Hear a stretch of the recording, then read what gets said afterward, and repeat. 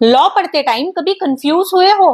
कभी सेक्शन लिखा होता है तो कभी सब सेक्शन, कभी प्रोविजो लिखा होता है तो कहीं कहीं पर तो रूल्स और रेगुलेशंस का मेंशन आ जाता है।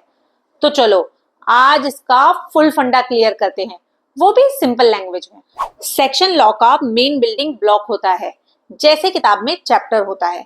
सेक्शन एक मेन पॉइंट या प्रिंसिपल बताता है। फॉर एग्जाम्पल भारतीय न्याय संहिता का सेक्शन 111 ऑर्गेनाइज्ड क्राइम को डिफाइन और पनिश करता है।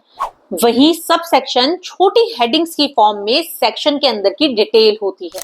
जैसे भारतीय न्याय संहिता के सेक्शन 106 सब सेक्शन 2 में अगर हिट एंड रन केस में डेथ हो जाए और ड्राइवर इन्फॉर्म ना करे तो ये सब सेक्शन इसके लिए अलग से पनिशमेंट बताता है। फिर आते हैं प्रोविजो। ये एक बट पार्ट है, मतलब सेक्शन ने एक रूल कहा और प्रोविजो कहेगा हाँ बट कुछ खास केसेस में एक्सेप्शंस है। जैसे भारतीय न्याय संहिता के कुछ सेक्शंस में प्रोविजो दिया गया है कि पहली बार ऑफेंस करने पर सजा की जगह कम्युनिटी सर्विस दी जाएगी। फिर रूल्स बताते हैं कि एक लॉ को प्रैक्टिकली लागू कैसे करना है। फॉर एग्जाम्पल भारतीय नागरिक सुरक्षा संहिता बताता है कि 0 एफआईआर को कहीं भी इलेक्ट्रॉनिकली फाइल किया जा सकता है और रेगुलेशन स्पेसिफिक अथॉरिटीज के द्वारा अपने क्षेत्र के लिए बनाई जाती हैं।